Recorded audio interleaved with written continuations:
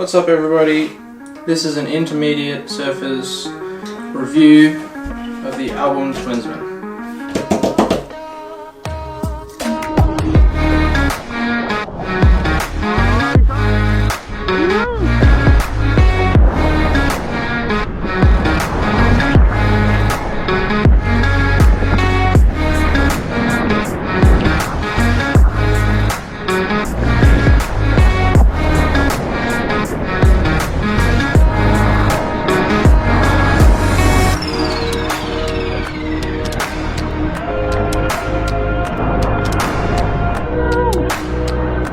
So what's the story with this board for me?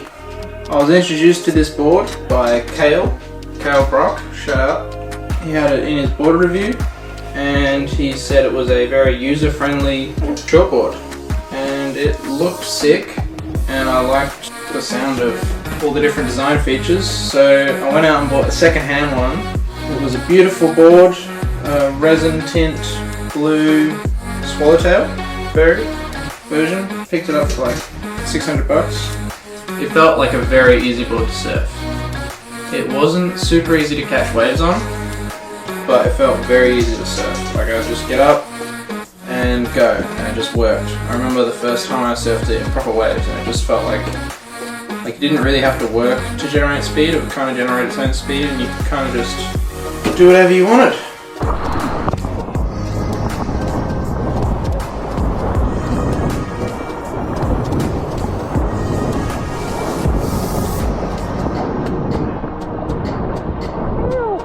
And that's been my experience with the pintail version as well, to be honest.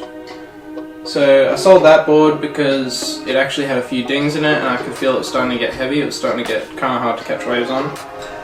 And I found this one, which is a pintail variation.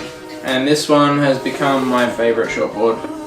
And I've ridden a bunch of shortboards this year, and this has definitely been my favourite shortboard so far.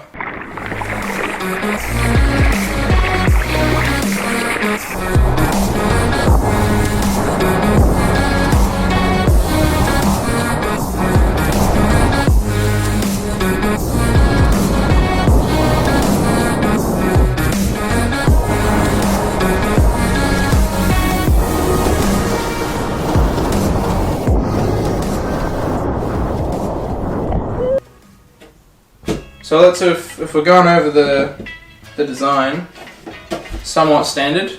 It's definitely got the wide point pushed forward a bit. It's definitely got more foam up in the chest, and it's also got this hip in the tail. There's that hip in the tail, and that kind of supposedly that helps with the release coming off the top.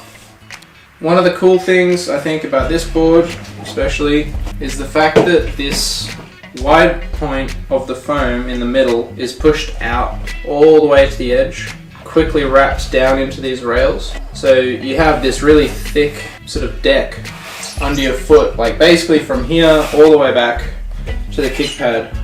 Loads of volume, and yeah, you still have these decently sharp rails as a result of the thing rolling down.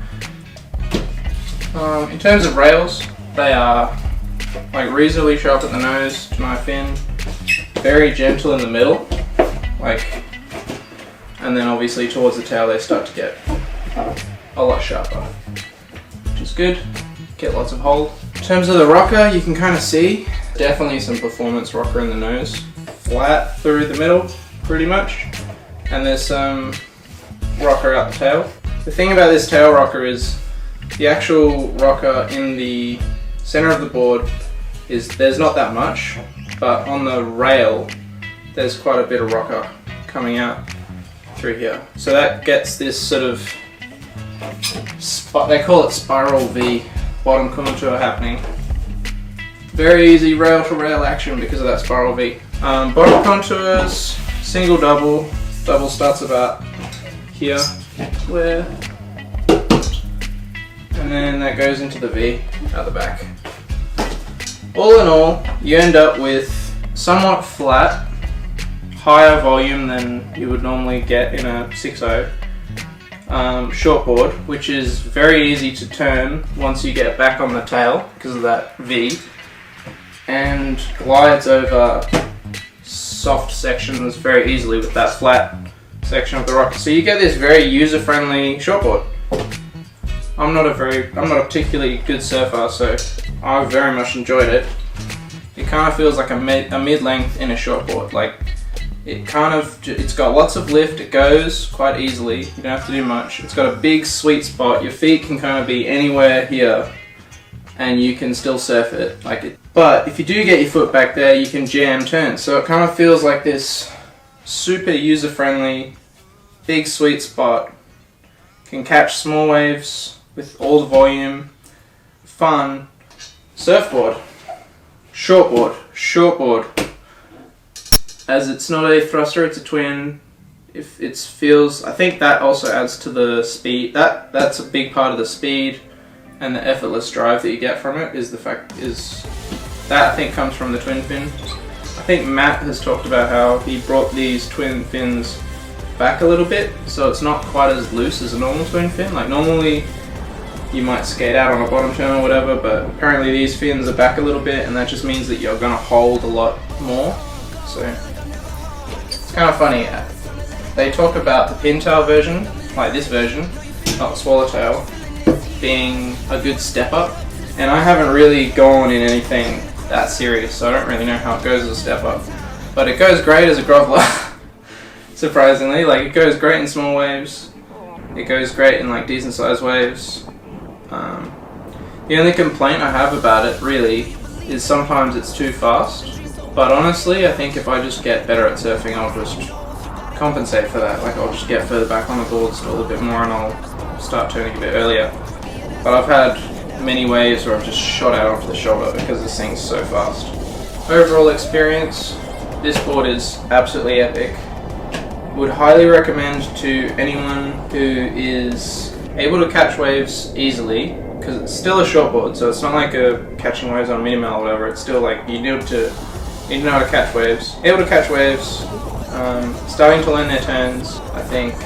Starting to learn their turns, and yeah, once a user-friendly shortboard, start learning how to shortboard because it has been perfect for that. By the way,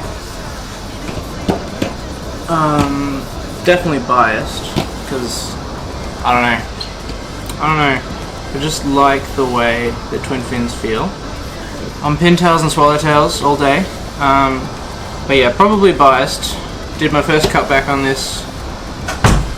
Kind of got my first barrel on this. You can be the judge of that in the comments.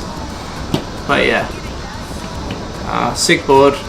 Highly recommend you check them out. Hopefully you can find a cheap one secondhand because they are pretty expensive, but they are sick. So highly recommend. Thanks for watching.